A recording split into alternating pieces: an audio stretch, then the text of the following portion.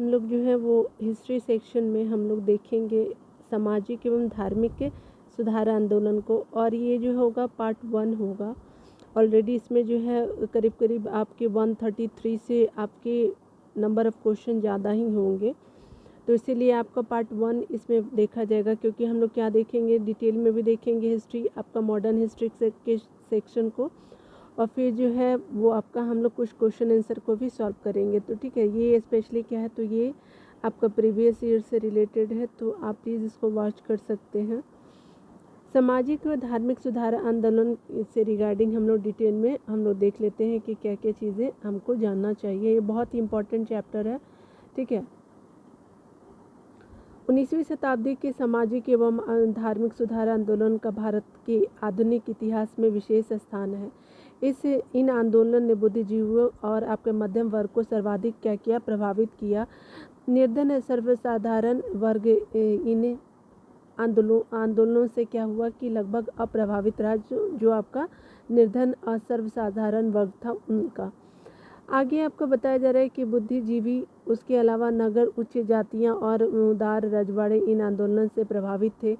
अगर बात करें तो राजा राम मोहन राय प्रथम व्यक्ति थे जिन्होंने सबसे पहले भारतीय समाज में व्याप्त बुराइयों के विरुद्ध में आंदोलन चलाया, तथा उनके जीवन और उनके नवीन विचारों के कारण ही 19वीं शताब्दी के क्या होता है कि भारत में पूर्ण जागरण का क्या होता है कि उदय हुआ। अगर बात करें हम लोग राजा राम मोहन राय को अगर भारतीय पूर्ण जागरण का पिता भी कहा जाता है, भारतीय राष्ट्रवाद का पैगंबर भी बोलते हैं, अतीत और भविष्य के मध्य सेतु भी कहते हैं, भारतीय राष्ट्रवाद का जनक भी कहते हैं, और आधुनिक भारत का पिता भी कहते हैं, और आधुनिक पुरुष तथा आपका युगदूत भी उनको कहा जाता है। किनको, तो राजा राम मोहन राय को, ठीक है। आगे देखिए बताया जा रहा है कि हिंदू धर्म के एकेश्वरवादी मत का प्रचार करने के लिए 1815 में जो है वो राजा राम मोहन राय ने अपने युवा समर्थकों के सहयोग से आत्मीय सभा की स्थापना की। तो ठीक है, तो 1815 में आत्मीय सभा की स्थापना किया जाता है। 1828 में अगर बात करें तो उन्होंने ब्रह्म सभा के नाम से एक नए समाज की स्थापना की, जिसे आगे चल कर के ब्रह्म समाज के नाम से जाना गया, ठीक है। देवेंद्रनाथ टैगोर ने राजा राम मोहन राय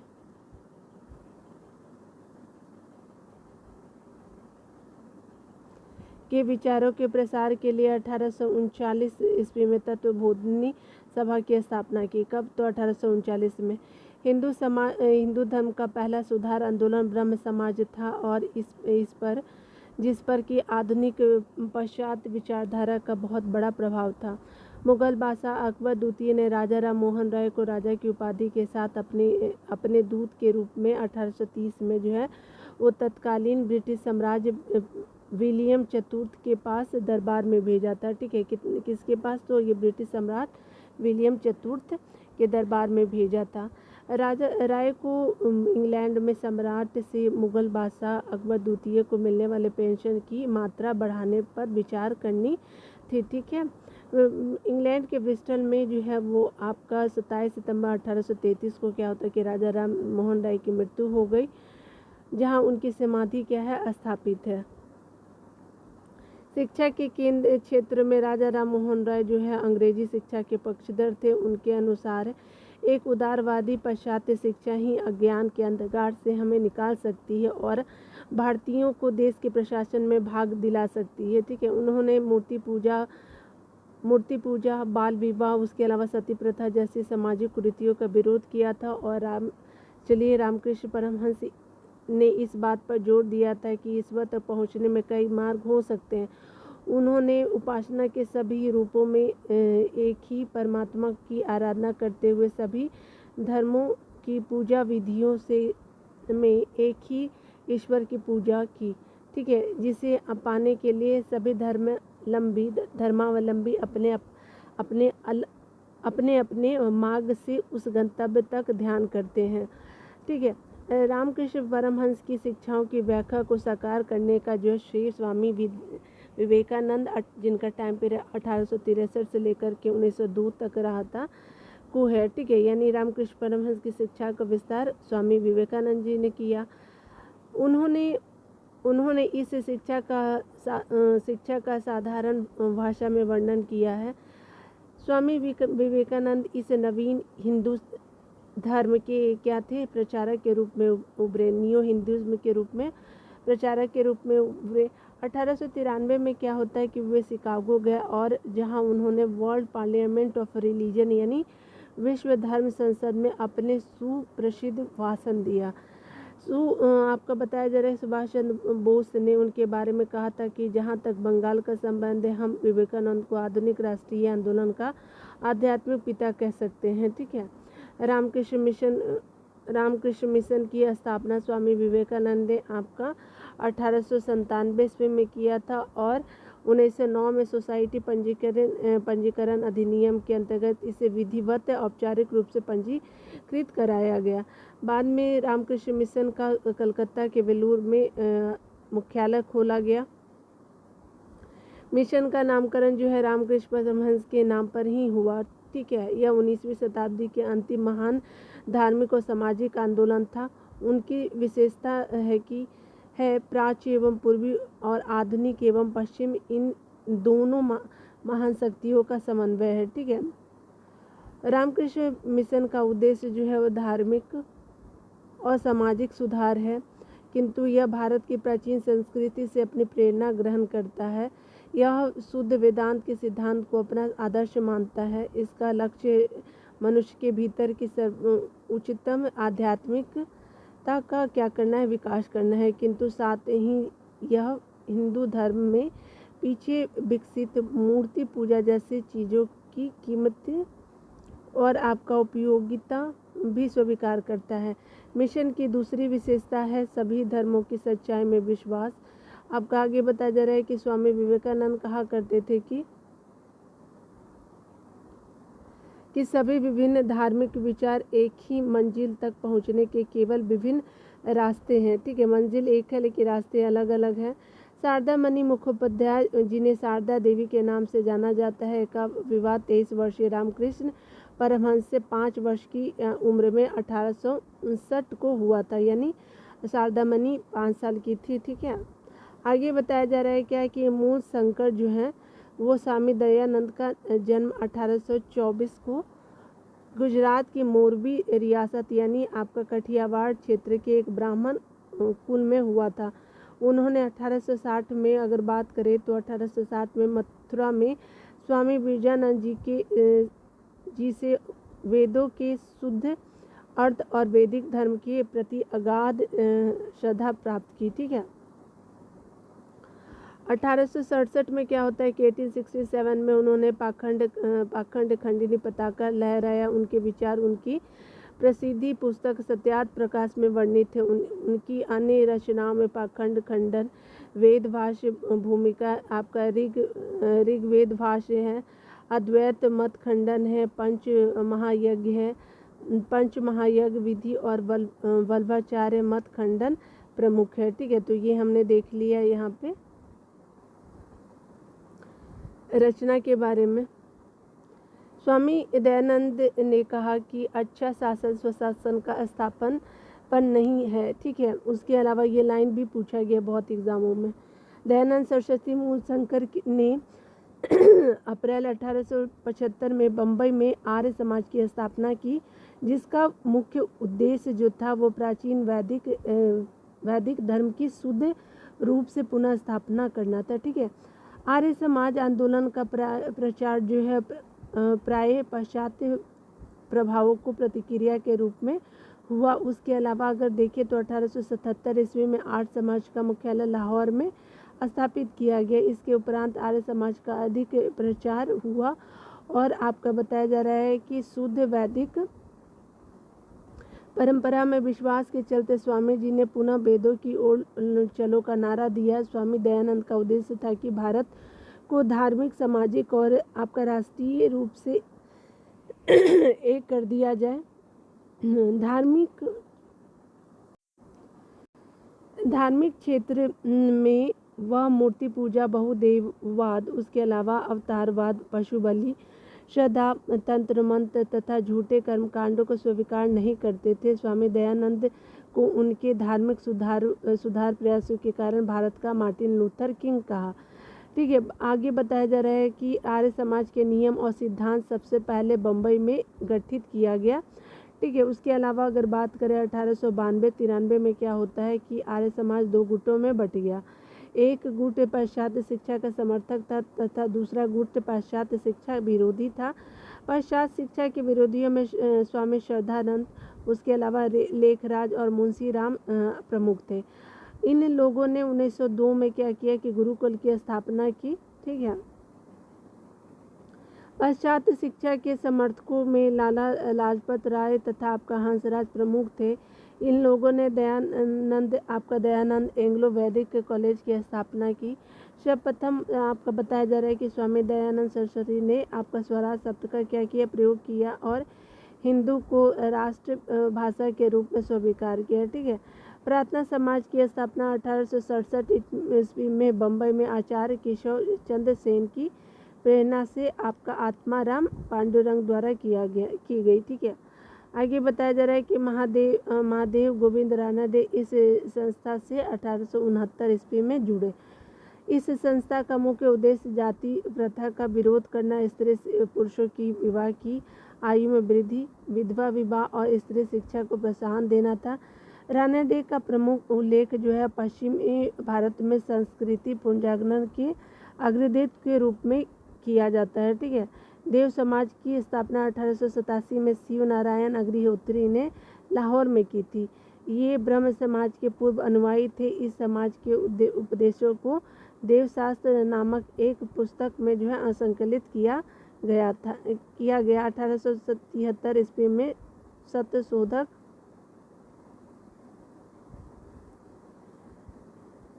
समाज की स्थापना जो है वो आपका ज्योतिबा फुले ने किया और इनका जन्म जो है 1827 में एक माली के घर हुआ था। उन्होंने शक्तिशाली गैर ब्राह्मण आंदोलन का संचालन किया। उसके अलावा उन्होंने अपनी पुस्तक गुलामगिरी एवं अपने संगठन सत्यशोधक समाज के द्वारा पाखंडी ब्राह्मणों एवं उनके अवसरवादी धर्म ग्रंथों से निम्न जातियों की रक्षा की आवश्यकता पर बल दिया। ठीक है, राजा राधा कांत देव ने क्या किया कि 1830 में बंगाल में धर्म सभा की स्थापना की, सामाजिक धार्मिक सुधारक का विरोध किया और आपका जो है रूढ़िवादिता का क्या किया कि समर्थन किया। राधा स्वामी सत्संग आंदोलन की स्थापना 1861 में आगरा के एक महाजन या बैंकर तुलसी राम जो शिवदयाल साहब या स्वामी जी महाराज के नाम से आपके लोकप्रिय थे। ठीक है, ने की थी। आगे बताया जा रहा है कि राधा स्वामी मत को मानने वाले लोग एक ही परमेश्वर, गुरु की महत्ता, संतों का साथ यानी सत्संग, उसके अलावा तथा साधारण सामाजिक जीवन में विश्वास करते थे। ठीक है, महाराष्ट्र के समाज सुधारक गोपाल हरि देशमुख जो है लोक हितवादी के रूप में प्रख्यात थे। पेशे की दृष्टि से न्यायाधीश गोपाल हरि जो थे वो 1880 में जो है गवर्नर जनरल की काउंसिल के एक सदस्य भी रहे। महाराष्ट्र में विधवा पुनर्विवाह हेतु प्रथम अभियान का नेतृत्व विष्णु परशुराम शास्त्री पंडित ने किया। ठीक है, आगे देखिए बताया जा रहा है क्या कि उन्होंने 1850 में जो है विडो रीमैरिज एसोसिएशन की स्थापना की और साथ ही विधवा पुनर्विवाह आंदोलन भी चलाया। 19वीं सदी के महानतम पारसी समाज सुधारक बहराम एम मालाबारी थे। उनका जो है जन्म बड़ौदा के पारसी परिवार में 1853 में हुआ था। उन्होंने बाल विवाह के खिलाफ एवं विधवा विवाह के समर्थन में एक परिपत्र का संपादन किया था। 1891 का सम्मति आयु अधिनियम, ठीक है, जिसको एज ऑफ कॉन्सेंट एक्ट कहते हैं, इन्हीं के प्रयासों से पारित हुआ था। भारतीय राष्ट्रीय सामाजिक सम्मेलन का जो है स्थापना 1887 में जो है एमजी रानाडे और रघुनाथ राव द्वारा किया गया था। ठीक है, इस सम्मेलन का मुख्य उद्देश्य जो था आपका बहुविवाह, बाल विवाह और कुलीनवाद जैसी प्रथाओं का समापन करना था। 1850 ईस्वी में जातीय अक्षमता का कानून कास्ट डिजेबिलिटी एक्ट द्वारा हिंदुत्व से धर्मांतरित व्यक्तियों के नागरिक अधिकारों की रक्षा का प्रावधान किया गया। ठीक है। 1856 ईस्वी के हिंदू विधवा पुनर्विवाह कानून, जिसको हम लोग कहते हैं हिंदू विडो रीमैरिज एक्ट द्वारा जो है वो विधवाओं के पुनर्विवाह को कानून संगत बनाया गया। ठीक है। 1856 में आपका अगला बताया जा रहा है क्या कि सती निषेध रेगुलेशन लॉर्ड विलियम बेंटिक के समय 1829 में बनाया गया था। आगे ये बताया जा रहा है क्या कि कलकत्ता के संस्कृति कॉलेज की आचार्य जो थे ईश्वर चंद्र विद्यासागर ने विधवा पुनर्विवाह के लिए अथक संघर्ष किया। उन्होंने यह प्रमाणित करने का प्रयास किया कि वेदों में विधवा विवाह को मान्यता दी गई है। इनके प्रयासों के फलस्वरूप जो है वो 26 जुलाई 1856 को हिंदू विधवा पुनर्विवाह आपका क्या है तो पारित किया गया 26 जुलाई को।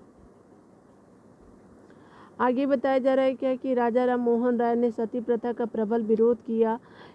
यह उन्हीं के प्रयासों का फल था कि 1829 में 17वें नियम के अनुसार जो विधवा को जीवित जलाना बंद कर दिया गया और न्यायालयों को आज्ञा दी गई कि ये ऐसे मामले में निर्दोष मानव हत्या के लिए मुकदमा चला और आपका दोषियों को दंडित करे।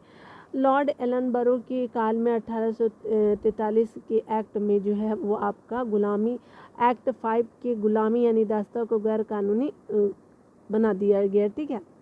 केशव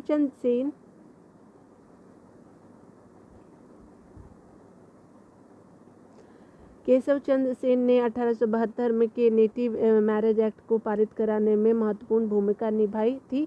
इस एक्ट से लड़कियों के लिए विवाह की उम्र जो थी वो 14 वर्ष और लड़कों के विवाह की उम्र जो थी न्यूनतम 18 निर्धारित की गई। इसे ब्रह्म विवाह अधिनियम भी कहा जाता है। ठीक है। आगे बताया जा रहा है कि वर्ष 1929 में अजमेर निवासी डॉक्टर एवं आपका न्यायाधीश डॉक्टर हरविलास शारदा के प्रयत्नों से जो है वो आपका बाल विवाह निषेध कानून बन पाया। उन्हीं के नाम पर ही इसे शारदा अधिनियम यानी शारदा एक्ट कहा गया। इस अधिनियम के द्वारा जो लड़कियों के विवाह की न्यूनतम सीमा 14 वर्ष और आपका 18 वर्ष लड़कों की निर्धारित की गई। थियोसॉफिकल सोसाइटी की स्थापना की बात करें तो एक रूसी महिला मैडम HP ब्लाडवेस्की, अमेरिकी सैनिक अधिकारी कर्नल अर्काट और विलियम स्वान जज एवं अन्य द्वारा 1875 में न्यूयॉर्क में किया गया था। ठीक है। इस सोसाइटी के संस्थापक जो थे 1882 में मद्रास के पास अड्यार नामक स्थान पे सोसाइटी का क्या किया कि मुख्यालय स्थापित किया, जो बाद में इसकी अंतर्राष्ट्रीय कार्यालय बनी। ठीक है। 1889 यानी 1889 में श्रीमती एनी बेसेंट इस सोसाइटी की सदस्य बनी थी। 1889 में एनी बेसेंट जी बनी। उसके अलावा अगर बात करें 1893 में बताया जा रहा है कि भारत आकर के उन्होंने सोसाइटी के लिए जो है वो सर्वाधिक सक्रिय भूमिका निभाई। आगे बताया जा रहा है क्या कि आपका श्रीमती एनी बेसेंट ने प्राचीन हिंदू धर्म को विश्व का अत्यधिक गूढ़ और आपका जो आध्यात्मिक धर्म बताया। थियोसॉफिकल या फिर ब्रह्म विद्या जो हिंदू धर्म के आध्यात्मिक दर्शन और कर्म सिद्धांत तथा आत्मा के पूर्ण जन्म के सिद्धांत का समर्थन करती थी। ठीक है। आगे बताया जा रहा है क्या कि अगर बात करें हम इसी कारण जो है एनी बेसेंट भारतीय लोगों को इससे जोड़ सकी, जो इसकी सफलता का मूल कारण था। ठीक है। आगे देखिए बताया जा रहा है क्या कि राणा डे के शिष्य गोपाल कृष्ण गोखले ने वर्ष 1905 में सर्वेंट ऑफ इंडिया सोसाइटी की स्थापना की। गोपाल कृष्ण गोखले ने जो कांग्रेस के 21वें अधिवेशन जो आपका 1905 में आपका बनारस में हुआ था की अध्यक्षता की थी। ठीक है।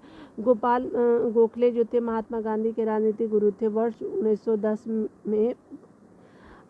1910 के उपरांत जो ज्योतिबा फुले के विचारों से प्रेरित होकर के मुकुंद राव पाटिल एवं शंकर राव यादव के एक ब्राह्मण विरोधी एवं प्रबल जो कांग्रेस विरोधी बहुजन समाज की स्थापना की। ठीक है। नडारों द्वारा जो है मंदिरों में प्रवेश के अधिकार की मांग की प्रस्तुतिकरण के कारण जो 1899 में क्या होता है तिरुनेवल्ली में जो है भयंकर दंगे हुए। ठीक है। छुआछूत उन्मूलन के लिए आयोजित एक सम्मेलन में जो है वो तिलक ने कहा था कि यदि भगवान भी छुआछूत को बर्दाश्त करते हैं तो मैं भगवान को नहीं मानूंगा।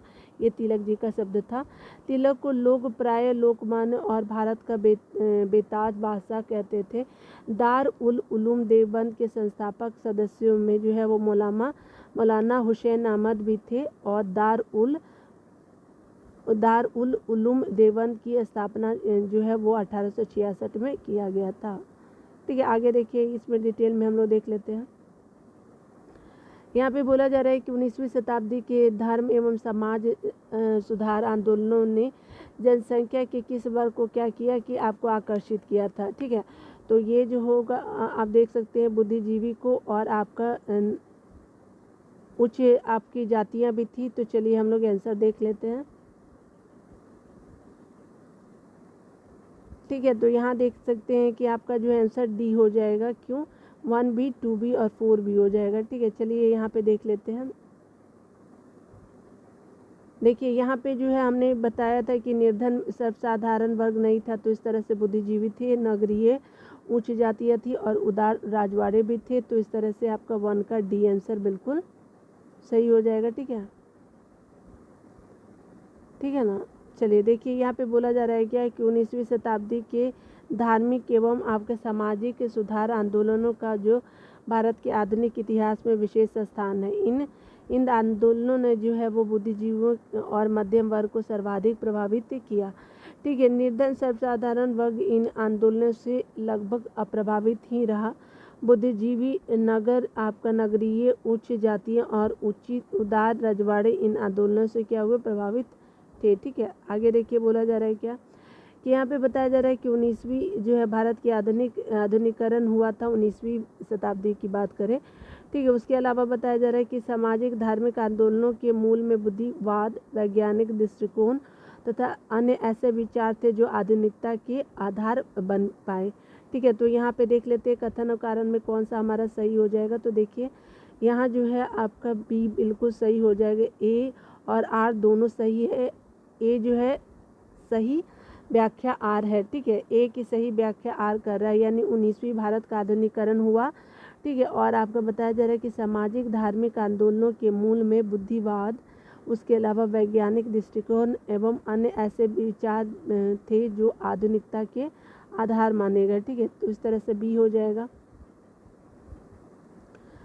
देखिए यहाँ पे बताया जा रहा है कि 19वीं शताब्दी के धार्मिक और सामाजिक सुधार आंदोलन का भारत के आधुनिक इतिहास में विशेष स्थान है। ठीक है, इस आंदोलन ने जो है वो बुद्धिजीवियों और आपका मध्यम वर्ग को सर्वाधिक प्रभावित किया।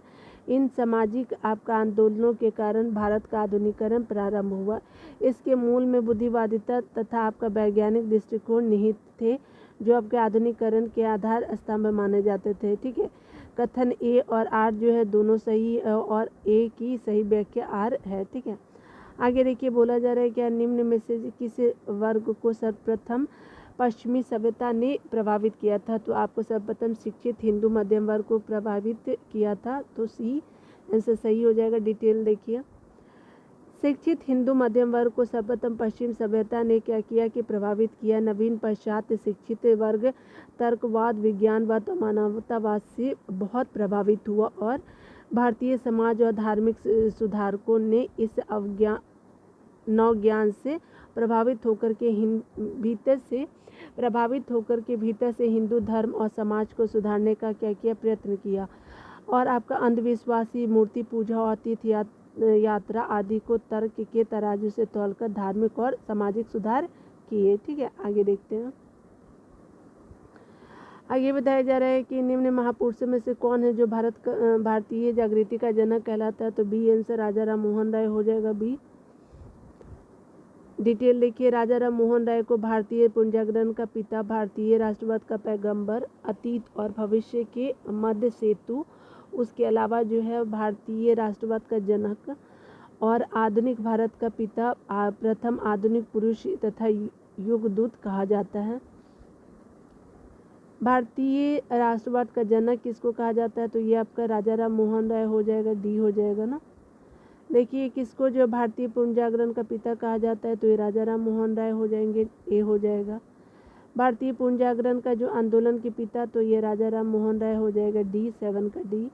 ठीक है, फटाफट देख लेंगे क्योंकि आपका नंबर ऑफ क्वेश्चन बहुत ज़्यादा है। ठीक है, भारत में पूर्ण जागरण आंदोलन का जो है अग्रणी दूत है राजा राम मोहन राय जी थे। राष्ट्रीय राष्ट्रवाद का पैगंबर किसे माना जाता है? तो राजा राम मोहन राय हो जाएंगे 9 का बी। आगे बताया जा रहा है कि भारत का प्रथम आधुनिक पुरुष किसे माना जाता है? तो ये राजा राम मोहन राय हो जाएंगे 10 का सी। यहाँ पे बताया जा रहा है कि राजा राम मोहन राय जो स्थापित प्रथम आपका क्या था? तो संस्था आत्मीय सभा 1815 में किया जाता है। ठीक है, ये आपका बताया जा रहा है हिंदू धर्म के एकेश्वरवादी मत का प्रचार करने के लिए 1815 में क्या होता है? राजा राम मोहन राय ने अपने युवा समर्थकों के सहयोग से आत्मीय सभा की स्थापना की। ठीक है, और यह जो प्रथम संस्था थी राजा राम मोहन राय के द्वारा स्थापित किया गया। ठीक है, देखिए बोला जा रहा है कि आपका आत्मीय सभा के संस्थापक 1815 हो जाएगा, और ये कब होता है? तो ये किसके द्वारा? राजा राम मोहन राय। ए आंसर बिल्कुल सही हो जाएगा। ब्रह्म समाज की स्थापना, तो यहाँ पे इसमें से कोई नहीं होगा। ठीक है, इसीलिए स्टार मार्क है। यहाँ पे देखिए तो आपका 20 अगस्त 1828 को 1828 हो जाता। ठीक है, यहाँ से 1828 हो जाता। ठीक है ना। देखिए यहाँ पे बोला जा रहा है क्या कि राजा राम मोहन राय ने जो है वो आपका 20 अगस्त 1828 को ब्रह्म सभा की ब्रह्म सभा नाम से एक नए समाज की स्थापना की, जिसे आगे चल के समाज ब्रह्म समाज के नाम से जाना जाने लगा। इस समाज ने जो है वो मूर्ति पूजा का विरोध किया और एक ब्रह्मा की पूजा का उपदेश दिया। ठीक है, यह ऐसे लोगों की जमात थी जो आपके ईश्वर की एकता में क्या करते थे? विश्वास करते थे और मूर्ति पूजा से अलग रहते थे। इस नवीन धर्म में जो है वो सामाजिक रीति रिवाजों एवं धार्मिक कर्मकांडों के लिए कोई स्थान नहीं था। ठीक है, आगे बताया जा रहा है कि ब्रह्म समाज ने रंग वर्ण अथवा मत पर विचार किए बिना मानव मात्र के प्रति प्रेम और जीवन की उच्चतम विधि के रूप में मानवता को सेवा पर बल दिया। ठीक है, समाज के सिद्धांतों के मुख्य आधार थे आपके मानव विवेक, वेद और आपका उपनिषद। ठीक है, आगे बताया जा रहा है कि ब्रह्म समाज की स्थापना किसने की थी? तो ये राजा राम मोहन राय थे। ठीक है, आगे देख लेते हैं। यहाँ पे बोला जा रहा है कि हिंदू धर्म का पहला सुधार आंदोलन ब्रह्म समाज था, जिस पर आधुनिक पश्चात विचारधारा का बहुत प्रबल प्रभाव पड़ा था। इसकी स्थापना मूलतः जो ब्रह्म सभा के रूप में जो 1828 में राजा राम मोहन राय ने किया था, और 1830 में लिखे गए प्रन्यास पत्र में उन्होंने बताया कि इस समाज का उद्देश्य जो शाश्वत सर्वाधार और अपरिवर्त्य ईश्वर की पूजा है। ठीक है, जो सारे विश्व का कर्ता और रक्षक है। ठीक है, यह नया भवन भी न्यास मंडल को दिया गया है, जिसमें बताया गया कि मूर्ति पूजा बलि देने की अनुमति नहीं थी, और राजा राम मोहन राय के उपदेशों का तात्पर्य सभी धर्मों में जो आपसी एकता का सामंजस्य स्थापित करना था, और इसे ईश्वरवादी आंदोलन के रूप में आगे बढ़ाने का श्रेय जो है वो महर्षि देवेंद्रनाथ टैगोर जी को जाता है, जिनका टाइम पीरियड अगर बात करें तो ये 1817 से 1800 क्या होता है कि आपका 1905 तक देवेंद्रनाथ टैगोर जी का 1817 से 1905 तक का टाइम पीरियड रहा। आगे बताया जा रहा है वह इस आंदोलन में 1843 ईस्वी में सम्मिलित हुए, और उन्होंने क्या किया कि ब्रह्म धर्मावलंबियों को मूर्ति पूजा, तीर्थ यात्रा, उसके अलावा कर्मकांड और प्रायश्चित आदि से रोका। आपका बताया जा रहा है कि महर्षि देवेंद्रनाथ टैगोर ने केशव चंद्र सेन को ब्रह्म समाज का आचार्य नियुक्त किया। ठीक है, उसके अलावा केशव चंद्र सेन की वाकपटुता और उदारवादी विचारों ने इस आंदोलन को लोकप्रिय बना दी, और शीघ्र ही इसकी शाखा बंगाल से बाहर यूपी और आपका क्या हुआ मद्रास में खोल दी गई। ठीक है, देखिए यहाँ पे बताया जा रहा है कि ब्रह्म समाज की स्थापना राजा राम मोहन राय ने कब किया? तो 1928 में किया। हमने बहुत डिटेल देखा है। ठीक है, ब्रह्म समाज के संस्थापक राजा राम मोहन राय हो जाएगा। यहाँ पे बताया जा रहा है कि राम मोहन राय को राजा की उपाधि अकबर सेकंड ने दिया था, बी हो जाएगा। देखिए यहाँ पे बताया जा रहा है कि मुगल बादशाह अकबर द्वितीय यानी जिसको सेकंड बोलते हैं ने राम मोहन राय को राजा की उपाधि के साथ अपने दूत के रूप में 1830 में क्या होता है कि तत्कालीन ब्रिटिश सम्राट विलियम चतुर्थ के दरबार में भेजा। राय को इंग्लैंड में सम्राट से मुगल बादशाह अकबर द्वितीय को मिलने वाले पेंशन की मात्रा बढ़ाने की बातचीत करनी थी। ठीक है, इंग्लैंड के ब्रिस्टल में जो है वह 27 दिसंबर 1833 को राजा राममोहन की मृत्यु हो गई और उनकी समाधि भी यहाँ पे ही है। ठीक है, आपको देखिए यहाँ तो हमने देख लिया, तो ये आपका अकबर द्वितीय हो जाएगा, डी हो जाएगा, पढ़ने का ज़रूरत नहीं है, एक ही चीज़ को कितने बार पढ़ें। समाधि कहाँ है राजा राममोहन राय की, तो सी हो जाएगा। देखिए यहाँ पे बताया जा रहा है कि आपका जो है केशव चंद्र सेन का संबंध आपकी किसकी स्थापना से था, तो ये आपका कलकत्ता यूनिटेरियन नहीं है, टैबर नेकल ऑफ न्यू डिस्पेंसेशन से है और इंडियन रिफॉर्म एसोसिएशन से, तो 2 और 3 हो जाएगा, तो बी आंसर बिल्कुल। और ये केशव चंद्र सेन के बारे में हम लोग देख रहे हैं, ठीक है ना। डिटेल देखिए, कहा जा रहा है केशव चंद्र सेन जो है वो महान समाज सुधारक और राष्ट्रवादी व्यक्ति थे। ठीक है, केशव चंद्र सेन का जन्म अगर बात करें तो 19 नवंबर 1838 को एक बंगाली परिवार में हुआ था। वे 1857 में ब्रह्म समाज में सम्मिलित हुए और 24 जनवरी 1868 को केशव चंद्र ने टेबरनेकल ऑफ न्यू डिस्पेंसर नामक आपका संघ की स्थापना की। 1870 में क्या होता है कि 1870 में केशव चंद्र सेन ने हिंदू पुनर्वास के प्रवक्ता के रूप में इंग्लैंड की यात्रा की। ठीक है, आगे बताया जा रहा है कि 1870 ईस्वी में क्या होता है कि इंग्लैंड से वापस लौटने पर जो है केशव चंद्र सेन ने जो है 29 अक्टूबर 1870 को इंडियन रिफॉर्म्स एसोसिएशन नामक आपका क्या किया, संस्था का गठन किया। इसकी अध्यक्षता सभी जाति और धर्म के लोगों के लिए खुली थी। ठीक है, संस्था की ओर से सुलभ समाचार नामक जो है पत्र भी निकाला जाता था। उसके अलावा जबकि आपका कलकत्ता यूनिटेरियन कमेटी का गठन जो है वो 1823 में राजा राममोहन राय ने द्वारका नाथ टैगोर एवं विलियम्स एडम द्वारा किया था। ठीक है, तो ये दूसरे हो जाएंगे। ठीक है, तो ये हमने देख लिया। यहाँ पे देखिए बोला जा रहा है कि भारतीय ब्रह्म समाज के संस्थापक थे, तो केशव चंद्र सेन थे। ठीक है, सी हो जाएगा। भारतीय आपके ब्रह्म समाज के जो संस्थापक केशव चंद्र सेन थे। देवेंद्रनाथ ने 1865 में केशव चंद्र सेन से आचार्य की उपाधि छीन ली। फलस्वरूप क्या होता है कि केशव चंद्र सेन मौलिक आपका जो है ब्रह्म समाज से अलग होगा और आपका देवेंद्रनाथ टैगोर के तहत जो है समाज की मूल शाखा से स्वयं को आदि ब्रह्म समाज के नाम से पुकारा। ठीक है, आपको बताया जा रहा है कि आचार्य केशव चंद्र सेन के नेतृत्व वाले गुट ने अपने को भारतीय समाज या फिर नवीन ब्रह्म समाज यानी नव विधान का नाम दिया। ठीक है, 1878 में क्या होता है कि नवीन ब्रह्म समाज में पुनः फूट पड़ी। उसके बाद जब केशव चंद्र द्वारा जो है 13 वर्षीय पुत्री का विवाह कूच बिहार के राजा से किए जाने के विरोध में आनंद बोस और आपका शिवनाथ शास्त्री द्वारा साधारण ब्रह्म समाज की स्थापना की गई। ठीक है,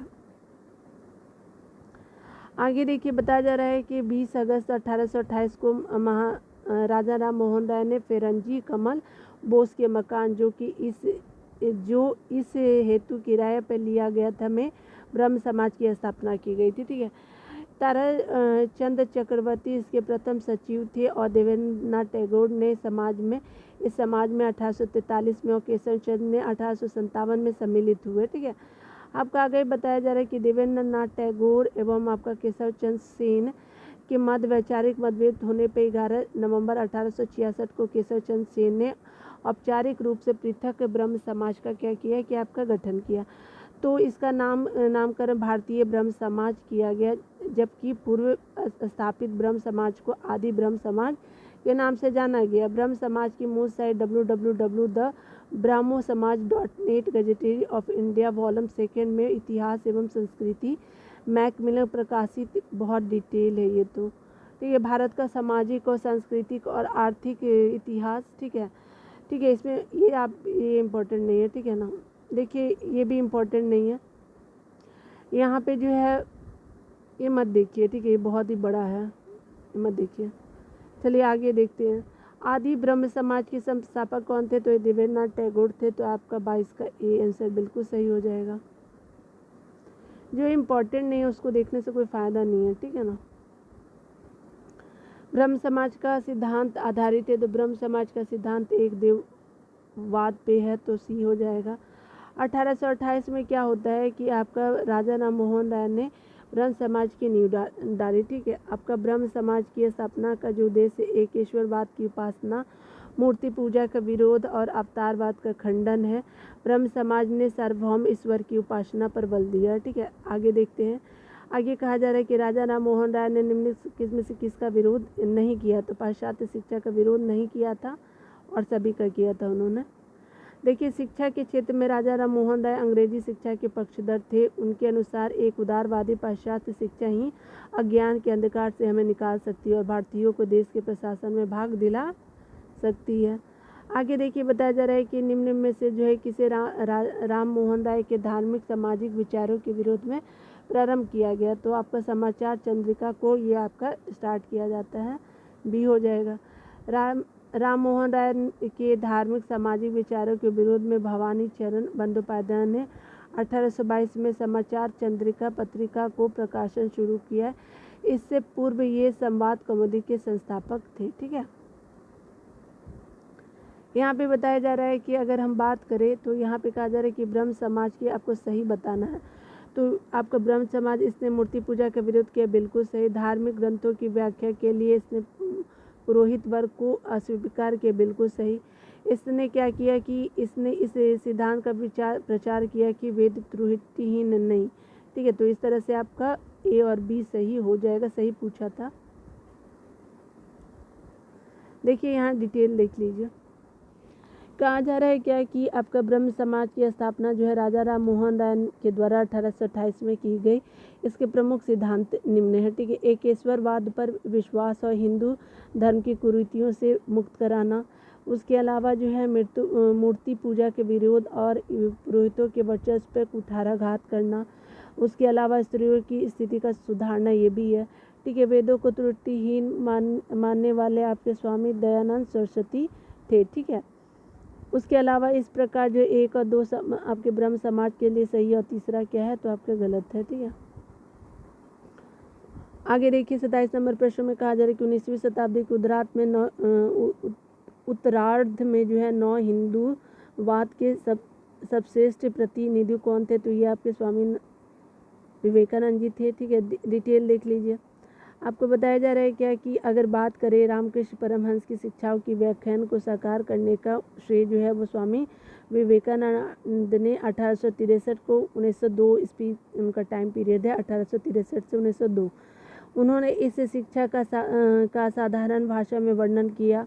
स्वामी विवेकानंद इस नई हिंदू धर्म के प्रचारक के रूप में उभरे और 1893 ईस्वी में वे शिकागो गए, जहां उन्होंने वर्ल्ड पार्लियामेंट ऑफ रिलीजन यानी विश्व धर्म संसद में अपना सुप्रसिद्ध भाषण दिया। ठीक है, इस भाषण से उन्होंने पश्चिम संसार के सामने पहली बार भारत की संस्कृति की महत्ता को प्रभावकारी तरीके से प्रस्तुत किया। 19वीं शताब्दी के उत्तरार्ध में जो है स्वामी विवेकानंद 9 हिंदूवाद के सर्वश्रेष्ठ प्रतिनिधि थे। ठीक है, आगे देखते हैं। विश्व विवेकानंद ने शिकागो में आयोजित पार्लियामेंट ऑफ वर्ल्ड रिलीजन्स में भाग लिया था। कब? 1893 में। आगे देखिए, बताया जा रहा है क्या कि आपका जो है स्वामी विवेकानंद शिकागो में आयोजित विश्व धर्म सम्मेलन में अपना भाषण कब दिया था? तो 1893 में ना, इसीलिए स्टार मार्क है। ठीक है, देखिए आगे 30 नंबर प्रश्न को देखिए। बोला जा रहा है कि वर्ष 1893 में शिकागो में आयोजित अंतर्राष्ट्रीय धर्मों की संसद से किसका जुड़ा हुआ है? ठीक है, तो आपका किसका नाम जुड़ा हुआ? तो आपका स्वामी विवेकानंद जी का है। तो आप देख सकते हैं कि यहाँ पे सी आंसर बिल्कुल स्वामी विवेकानंद जी हो जाएंगे। देखिए, आपका बताया जा रहा है कि किस वर्ष जो है स्वामी विवेकानंद ने विश्व धर्म संसद में भाग लिया था? तो आपका 1893 में लिया था। यहाँ पे बोला जा रहा है कि इनमें से किसने जो 1893 में शिकागो में आयोजित धर्म संसद में आपका भाग लिया था? स्वामी विवेकानंद जी थे। तो आगे देखिए, व्यवहारिक वेदांत के आपके कौन प्रतिपादक कौन थे व्यवहारिक वेदांत के? तो ये आपके विवेकानंद जी थे, डी हो जाएगा।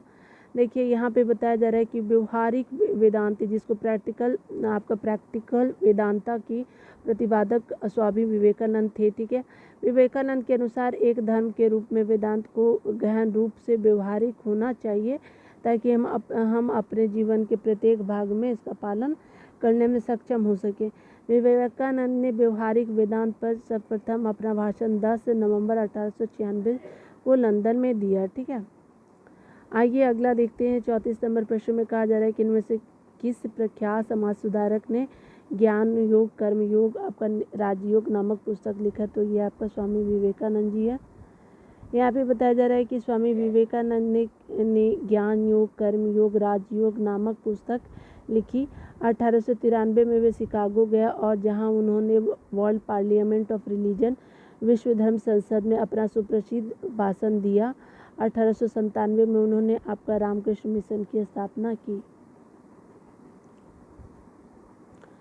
आगे बताया जा रहा है कि रामकृष्ण मिशन की स्थापना किसने की? तो यह स्वामी विवेकानंद जी ने किया। सी हो जाएगा।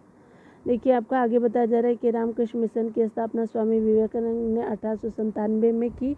1909 में सोसाइटी पंजीकरण अधिनियम के तहत इसे विधिवत औपचारिक रूप से पंजीकृत कराया गया और आपकी रामकृष्ण मिशन को कलकत्ता के वेलूर में मुख्यालय खोला गया। ठीक है, आगे देखिए बोला जा रहा है क्या कि रामकृष्ण मिशन किसके द्वारा प्रारंभ किया गया? तो ये स्वामी विवेकानंद जी थे।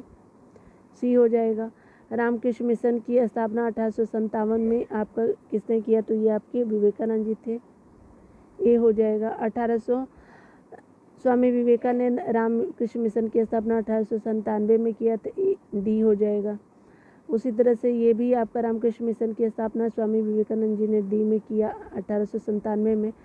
शारदा मणि कौन थी? तो ये जो थी वो आपकी रामकृष्ण परमहंस की पत्नी थी, तो बी हो जाएगा। 40 का बी।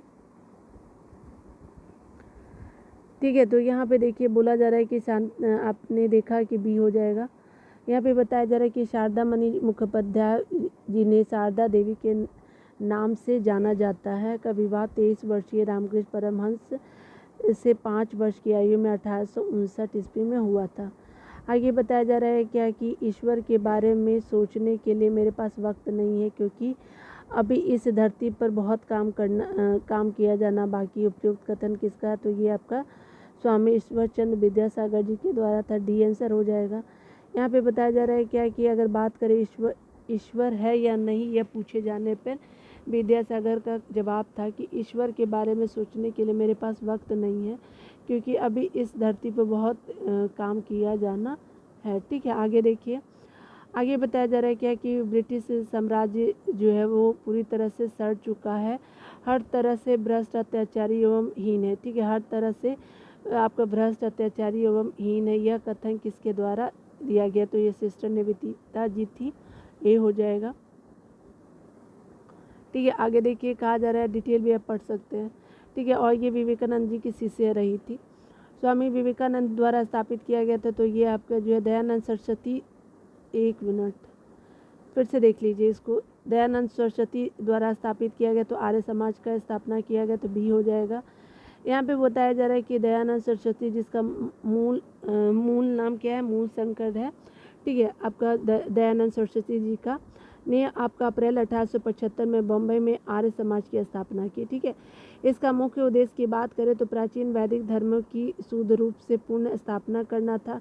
आर्य समाज आंदोलन का प्रचार प्राय पाश्चात्य प्रभाव की प्रतिक्रिया के रूप में हुआ था। 1877 में आर्य समाज का मुख्यालय लाहौर में स्थापित किया गया और इसके उपरांत जो है आर्य समाज का अधिक प्रचार हुआ। ठीक है, आगे देखिए आपका बताया जा रहा है कि आपका आर्य समाज की स्थापना का वर्ष 1875 हो जाएगा। आगे बताया जा रहा है कि क्या कि आर्य समाज की स्थापना किसने की थी? तो आर्य समाज की स्थापना की बात करें तो ये आपका दयानंद सरस्वती जी ने किया था। सी आंसर हो जाएगा। आगे देखिए बताया जा रहा है कि वेदों के पुनरुत्थान का श्रेय किसको जाता है? तो ये दयानंद सरस्वती जी को जाता है। सी आंसर हो जाएगा। डिटेल देख लीजिए। कहा जा रहा है क्या कि आपका आर्य समाज के संस्थापक दयानंद सरस्वती शुद्ध वैदिक परंपरा में विश्वास करते थे। उन्होंने वेदों की ओर लौटने का नारा दिया। उत्तर वैदिक काल से आज तक सभी मतों को उन्होंने पाखंड या फिर झूठे धर्म की संज्ञा दी।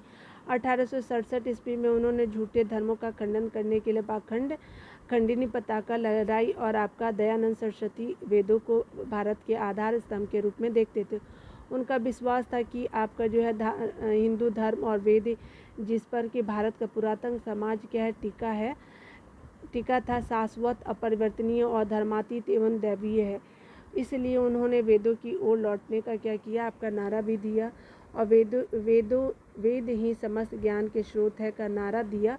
उसके अलावा अगर बात करें तो स्वामी दयानंद को उनके धार्मिक सुधार प्रयासों के कारण भारत का मार्टिन लूथर किंग कहा जाता है। ठीक है, आगे देखिए बोला जा रहा है क्या कि वेदों की ओर किसने कहा था, वेदों की ओर चलो, ये आपके होंगे दयानंद सरस्वती जी। बी आंसर बिल्कुल सही हो जाएगा। भारत में बताया जा रहा है कि आपके मार्टिन लूथर किंग किनको कहा जाता है, तो ये आपके दयानंद सरस्वती जी हो जाएंगे, ए हो जाएगा। आपका 49 नंबर प्रश्नों को देखिए, कहा जा रहा है कि क्या कि आपको बताया जा रहा है कि आपका जो है वो दयानंद सरस्वती जी के द्वारा सत्यार्थ प्रकाश की रचना किसने की, तो ये आपका दयानंद सरस्वती जी थे। ठीक है, तो आपका सत्यार्थ प्रकाश की रचना स्वामी दयानंद सरस्वती जी द्वारा किया गया। 49 का डी आंसर हो जाएगा।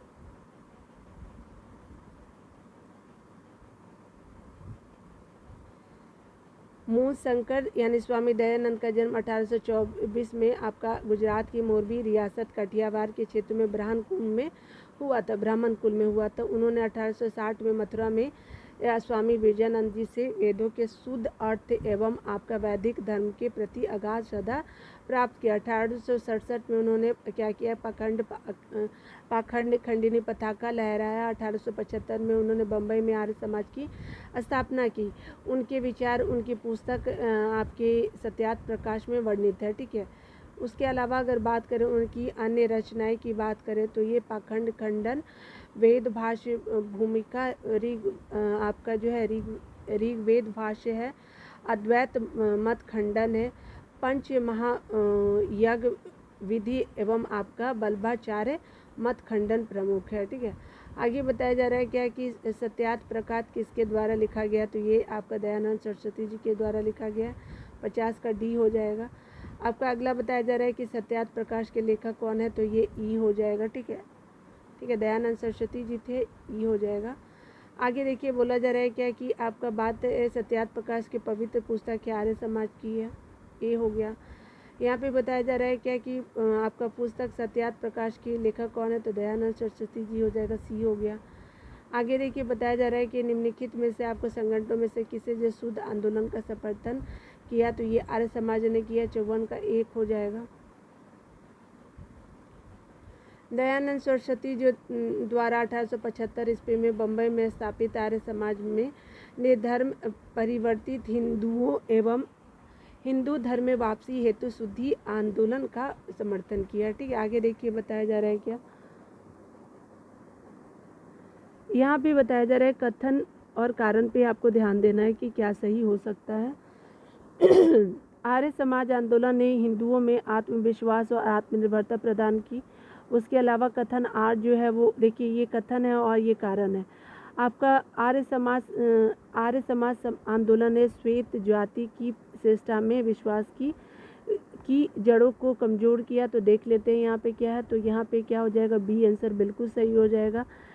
ठीक है, यहाँ पे देखिए, यहाँ पे बोले ए और आर सही, दोनों सही है। आपका क्या है, तो परंतु आर ए की सही व्याख्या नहीं करता है। ठीक है, चलिए यहाँ पे देख लीजिए एक बार और से। आपका बोला जा रहा है क्या कि आर्य समाज आंदोलन ने हिंदुओं में आत्मविश्वास और आपका आत्मनिर्भरता प्रदान किया, ये सही है।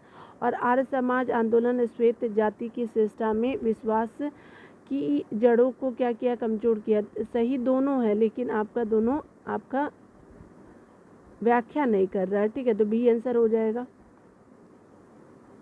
कहा जा रहा है कि आर्य समाज की स्थापना दयानंद सरस्वती, जिनका नाम मूल शंकर के द्वारा वर्ष अप्रैल 1875 में बम्बई में किया गया था। इनका उद्देश्य जो है, इनका मुख्य उद्देश्य प्राचीन वैदिक धर्म की शुद्ध रूप से पुनः स्थापना करना था, तथा आपका बताया जा रहा है कि भारत को धार्मिक, आपका सामाजिक और राजनीतिक रूप से एक सूत्र में बांधने का क्या किया, प्रयत्न करना था। ठीक है, आगे बताया जा रहा है कि इसके साथ साथ जो है वो हिंदुओं में आत्मविश्वास एवं आत्मनिर्भरता प्रदान करना, आर्य समाज में हिंदू श्रेष्ठता के सिद्धांत को स्वीकार किया।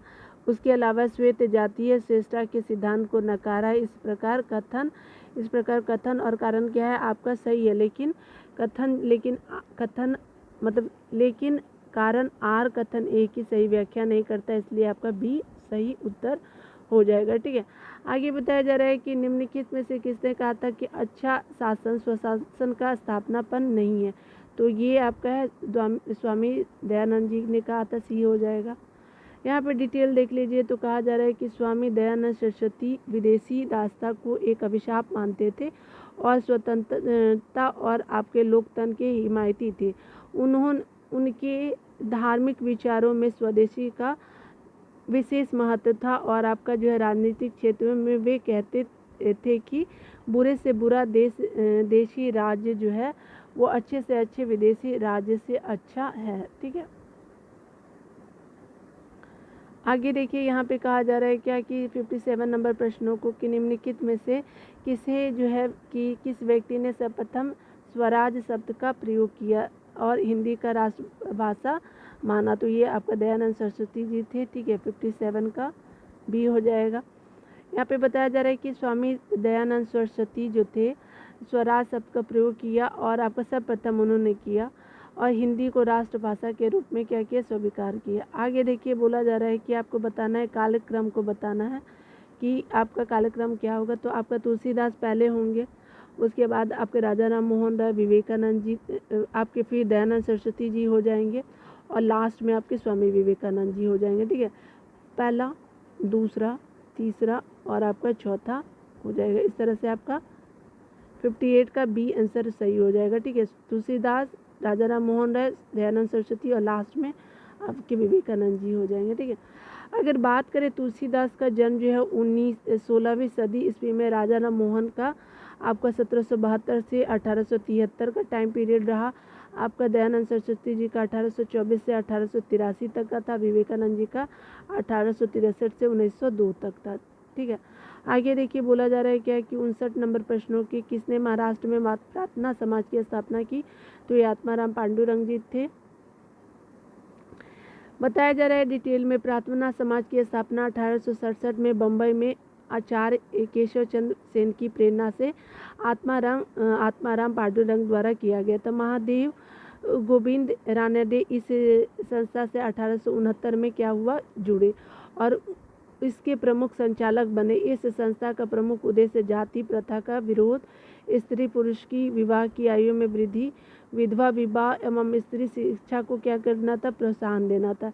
रानडे का सामाजिक सुधार आंदोलन 19वीं शताब्दी के अंत में तथा तक सफलतापूर्वक जारी रहा। ठीक है, चलिए आगे देखते हैं। यहाँ पे बताया जा रहा है कि प्रार्थना समाज के संस्थापक कौन थे, तो आपके तो बताने की ज़रूरत नहीं है, आपने ऊपर देखा है। ठीक है, तो कौन थे, आपके आत्माराम पांडुरंग जी थे। ठीक है, तो आपने यहाँ तक तो स्टार मार्क है। ठीक है ना, तो याद रखिएगा। ठीक है, यहाँ पे देख लीजिए प्रार्थना समाज के संस्थापक कौन थे, तो ये तो आत्माराम पांडुरंग जी थे, ए हो गया। आपका आगे बताया जा रहा है महाराष्ट्र में प्रार्थना समाज के संस्थापक मुख्य संचालक कौन थे, एमजी रानडे जी थे, बी हो गया।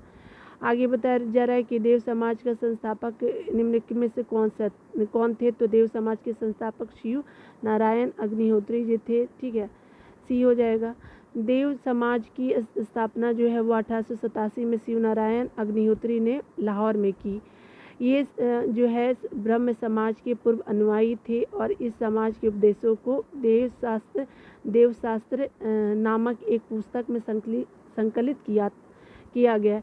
इसमें बताया जा रहा है, इसमें प्रभु की सत्ता, आत्मा की समरसता, गुरु की महत्ता और संस्कारों की आवश्यकता पर बल दिया गया। वर्ष 1913 में के बाद जो है शिव नारायण अग्निहोत्री द्वारा अपने द्वितीय पुत्र देवानंद को आपका जो आध्यात्मिक उत्तराधिकारी नियुक्त करने के बाद इस आंदोलन को सार्वजनिक लोकप्रियता प्राप्त हो गई। ठीक है,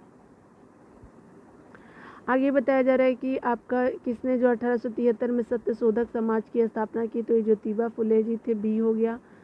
ठीक है, देखिए यहाँ पे बताया जा रहा है कि आपका 1873 में सत्य शोधक समाज की स्थापना ज्योतिबा फुले ने की थी और इनका जन्म जो 1827 में एक माली के घर में हुआ। तो उन्होंने शक्तिशाली गैर ब्राह्मण आंदोलन का संचालन किया। उन्होंने अपनी पुस्तक गुलामगिरी एवं अपने संगठन आपका सत्य शोधक समाज के द्वारा पाखंडी ब्राह्मणों एवं उनके अवसरवादी धर्म ग्रंथों से निम्न जातियों की रक्षा की आवश्यकता पर बल दिया। यहाँ पे देखिए बताया जा रहा है कि आपका 65 नंबर प्रश्नों को देखिए, कहा जा रहा है सत्यशोधक समाज की स्थापना किसने की, तो ये आपका ज्योतिबा फुले जी थे, सी हो जाएगा। सत्यशोधक समाज की स्थापना किसने की, तो आपका ज्योतिबा फुले, ठीक है। गुलामगिरी के लेखक कौन है, तो ये आपके जो थे वो ज्योतिबा फुले जी हैं, 67 का भी हो जाएगा। सत्यशोधक आंदोलन चलाया गया था किसके द्वारा, तो ज्योतिबा फुले जी के द्वारा, सी हो जाएगा, ठीक है। आगे देखिए आपको बताया जा रहा है कि महात्मा ज्योतिबा फुले द्वारा किस संगठन की स्थापना की गई थी, तो ये आपका सत्यशोधक समाज हो जाएगा। विभिन्न तरह से प्रश्नों को पूछा गया है। पिछड़े वर्गों का उत्थान किसकी मुख्य आपकी कार्यक्रम थी, तो ये सत्यशोधक समाज का था, 70 का बी हो जाएगा, ठीक है। यहाँ देख लीजिए कहा जा रहा है क्या कि पिछड़े वर्गों का उत्थान सत्यशोधक समाज का मुख्य कार्यक्रम था, ठीक है। इसकी स्थापना 1873 में ज्योतिबा फुले ने किया। यह आंदोलन दलितों और निम्न जाति के लोगों के कल्याण के लिए चलाया गया। अपनी ब्राह्मण विरोधी गतिविधियों का संगठित रूप में प्रसार करने के लिए उन्होंने आलोचनात्मक ग्रंथों, सार्वजनिक सत्य, धर्म पुस्तक एवं गुलामगिरी की रचना की, ठीक है। तो यहीं तक रहने देते, ठीक है ना, बहुत बड़ा है ये कोई पूरा डिटेल में, ठीक है ना। चलिए अब मिलते हैं अगले वीडियो में, तब तक खुद का ख्याल रखिए और पढ़ते रहे, टेक केयर।